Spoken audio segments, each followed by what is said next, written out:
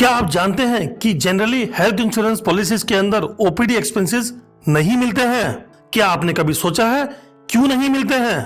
कुछ पॉलिसीज में जिसमें ओपीडी कवर भी होता है तो वहां पर कैपिंग लगा दी जाती है या फिर लिमिट सेट कर दी जाती है, और जिनमें ओपीडी कवरेज मिल रही है वो पॉलिसीज मार्केट में नॉर्मल पॉलिसी से महंगी क्यों होती हैं? क्या आपने जानने की कोशिश करी है कभी? तो जानिए, समझिए अभी। नमस्कार दोस्तों, मैं धीरेन्द्र शर्मा, आपका दोस्त, आपका होस्ट, सर्टिफाइड फाइनेंशियल प्लानर, आपके सामने दोबारा आया हूं। जो हमारा प्रोग्राम है जिसमें हम क्वेश्चंस के आंसर्स देते हैं, जो शंकाएं होती हैं लोगों के दिमाग में, उसको सॉल्व करने की कोशिश करते हैं, और उस पूरी की पूरी जर्नी में आप मेरे साथ पार्टिसिपेट करते हैं और मुझे हमेशा अप्रिशिएट करते हैं। तो आज का जो हमारा सवाल है दोस्तों, उसमें सबसे इम्पोर्टेंट चीज़ क्या है, जो कॉमन है, लोगों के दिमाग में आती है, शायद आप लोगों के दिमाग में भी आती होगी और 200% हो सकता है आई भी होगी।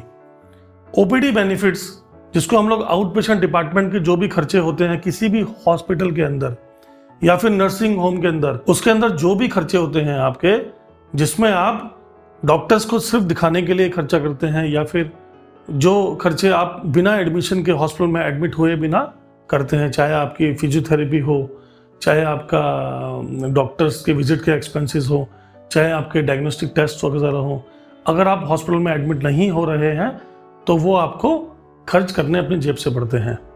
तो ये बेसिकली जो ओपीडी बेनिफिट्स के खर्चे होते हैं, ये हेल्थ इंश्योरेंस कंपनी कवर क्यों नहीं करती है। हमारे देश में दोस्तों आज की डेट में सबसे बड़ी समस्या ये है कि कोई भी रेगुलेटरी बॉडी ऐसी नहीं है जो इन खर्चों को कंट्रोल करती हो, इनकी प्राइसिंग को कंट्रोल करती हो। और ये एक्सपेंसेस ऐसे हैं जिन एक्सपेंसेस पे कोई भी बोर्ड भी नहीं है, तो प्रॉपर तरीके से कोई भी इसमें डॉक्यूमेंट्स नहीं होते हैं कि कितने पेशेंट्स वहाँ ओपीडी में दिखाया है, कितने ने नहीं दिखाया है, कोई रेगुलेटरी बॉडी नहीं है, कोई भी बोर्ड नहीं है जो देखने के लिए। तो ये जो बेसिकली पूरा का पूरा प्रोसेस है, ये कंट्रोल्ड नहीं है।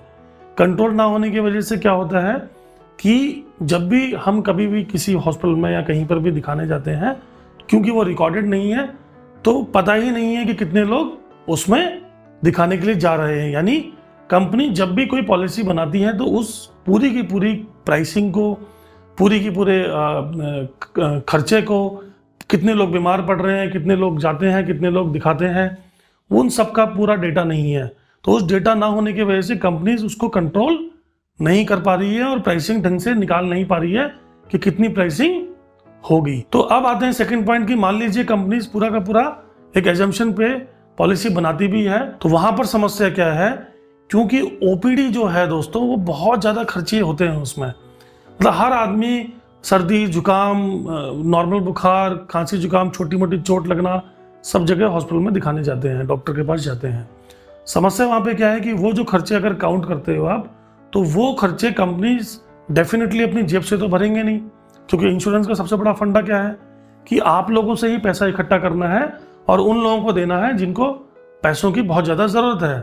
तो वहाँ पर क्या होता है इंश्योरेंस के अंदर, इंश्योरेंस कंपनी जब सारी चीज़ों को कैलकुलेट करेगी और ओपीडी को भी अगर मान लीजिए पॉलिसी में कवरेज देती है, तो कॉस्टिंग बहुत ज़्यादा बढ़ जाएगी। तो बहुत ज़्यादा कॉस्टिंग बढ़ने की वजह से क्या होता है कि जो पॉलिसी आज हम लोग 10,000 की, 15,000 की, 25,000 रुपये की खरीद रहे हैं, वो पॉलिसी हो सकता है हम लोगों को डबल या ट्रिपल रेट पे परचेज करनी पड़े। तो वहाँ पर क्या होगा, हम खुद ही बोलेंगे कि नहीं नहीं हमें ये खर्चा नहीं चाहिए, क्योंकि हमें ऐसे खर्चे पे जाना है जिसकी प्राइसिंग मैं नहीं भर सकता हूँ, जो मेरे बजट में इलाज नहीं है, मुझे वही चाहिए खर्चा करने के लिए पॉलिसी। तो इसीलिए वहाँ पर भी कैलकुलेशन के हिसाब से हम जाएंगे तो हम लोग खुद ही बोलेंगे कि हमें इतनी महंगी पॉलिसी नहीं चाहिए।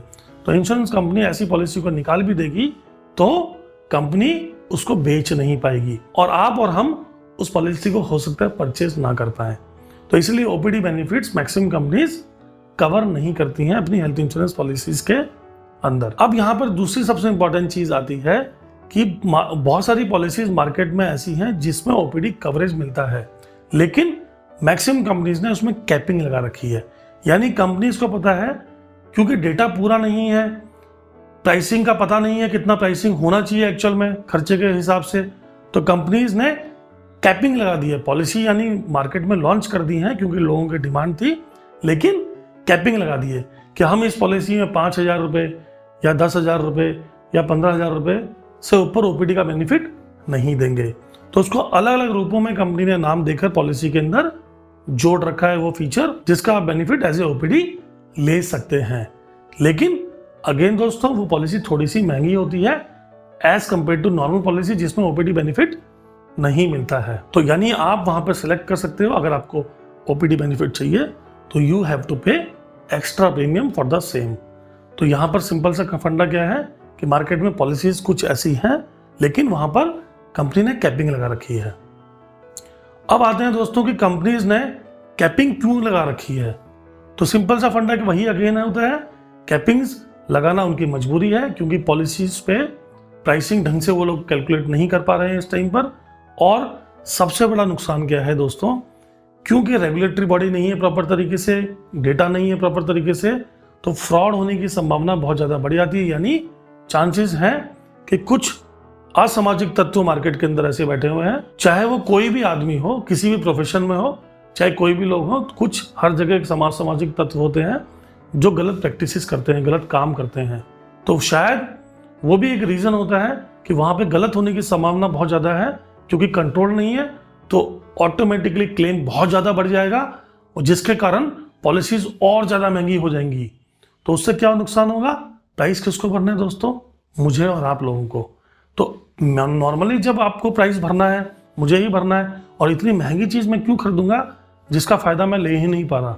तो कोई फ़ायदा नहीं दोस्तों उस चीज़ का। इसीलिए हम उस चीज़ में जाना चाहेंगे जहाँ पर हम लोगों को सही रेट पे सही चीज़ मिले। और सबसे इंपॉर्टेंट दोस्तों यहाँ पर क्या है, जिसमें आप भी सहमत होंगे, ओपीडी बेनिफिट के लिए आप इंश्योरेंस पॉलिसी परचेज कर ही नहीं रहे हैं। आप परचेज कर रहे हैं कि अनफॉर्चुनेटली बहुत ज़्यादा क्लेम आ जाए जो इसका बजट आपके पास है ही नहीं, क्योंकि आप 2,000, 5,000, 10,000, 15,000 के लिए आदमी अपनी जेब में पैसे रखता है। उसके दिमाग में टेंशन कब होती है, जब बहुत मोटा खर्चा आने की संभावना हो जाए, चाहे वो 50,000 हो, चाहे लाख हो, चाहे 10 लाख हो, 50 लाख हो। उसके लिए हम सभी हेल्थ इंश्योरेंस पॉलिसी परचेज करते हैं। इसीलिए बड़ा इंपॉर्टेंट है कि मेरे को, आपको वो चीज़ कवरेज मिल जाए जिस चीज़ का खर्चा ज़्यादा है, और वो डेफिनेटली हॉस्पिटल में एडमिट होने के बाद खर्चा बढ़ जाता है। ओपीडी में खर्चे इतने नहीं आते हैं जितने आईपीडी में खर्चे आते हैं। तो इसका मतलब क्या है कि यहाँ पर सभी लोग मिलकर एक अच्छी चीज़ बनाने की कोशिश कर रहे हैं। आप, इंश्योरेंस कंपनी, गवर्नमेंट, सबके दिमाग में सिर्फ एक चीज़ है कि कम पैसों में ज़्यादा से ज़्यादा बेनिफिट कैसे मिल सके, और अनफॉर्चुनेट इंसिडेंट्स को, जहाँ पर लोगों के मकान बिक जाते हैं, लोगों का इलाज कराने में पूरा का पूरा घर तबाह हो जाता है, पूरे फाइनेंशियल्स खत्म हो जाते हैं, पूरी गोल प्लानिंग्स खत्म हो जाती हैं, कम से कम उससे आदमी बच सके और उस पॉलिसी को परचेस कर सके जिसके कारण उसके सपने ना टूटें, उसके परिवार के लोग स्वस्थ रह सकें और अपने आप को बचा सकें। तो यही एक रीज़न है दोस्तों जो मैं समझता हूँ जिसके कारण ओपीडी बेनिफिट्स को उस तरीके से कवर नहीं कर पा रही है इंडिया के अंदर हेल्थ इंश्योरेंस पॉलिसीज जैसा एक्चुअल में होना चाहिए। और हो सकता है आने वाले टाइम पर ये चीज़ें कवरेज में आए जब थोड़ा सा और ज़्यादा कैलकुलेशन इंप्रूव हो जाए, क्लैरिटी आ जाए कितना खर्चा होने की संभावना है, या फिर हर डॉक्टर की फीस पे या फिर और जगहों पे कैपिंग्स लग सके। तो दोस्तों उम्मीद करता हूँ कि मैं आपके इस सवाल का जवाब दे पाया हूँ। ऐसे बहुत सारे सवालों का जवाब मैं देता रहूँगा, आपके पास आता रहूँगा, आपकी जितनी भी शंकाएं हैं उसको ख़त्म करने की कोशिश करता रहूँगा। तो दोस्तों अगर आपको मेरी ये वीडियो पसंद आई है तो उसको लाइक करिए, शेयर करिए और मार्केट में जितना लोगों को फैला सकते हैं फैलाइए, क्योंकि आपका फ़ायदा होगा, आपके परिवार का फ़ायदा होगा, आपके दोस्तों का फ़ायदा होगा, रिश्तेदार का फ़ायदा होगा। जहाँ तक ये वीडियो पहुँचेगी सबको बेनिफिट होगा इसका। तो चैनल को सब्सक्राइब करना बिल्कुल मत भूलिए दोस्तों। और अगर आप चाहते हैं सबसे पहले मेरी वीडियो आप देखें या फिर आपके पास पहुँचे तो बेल आइकन पे घंटी को बजा दीजिए। नमस्कार दोस्तों, जय हिंद, जय भारत।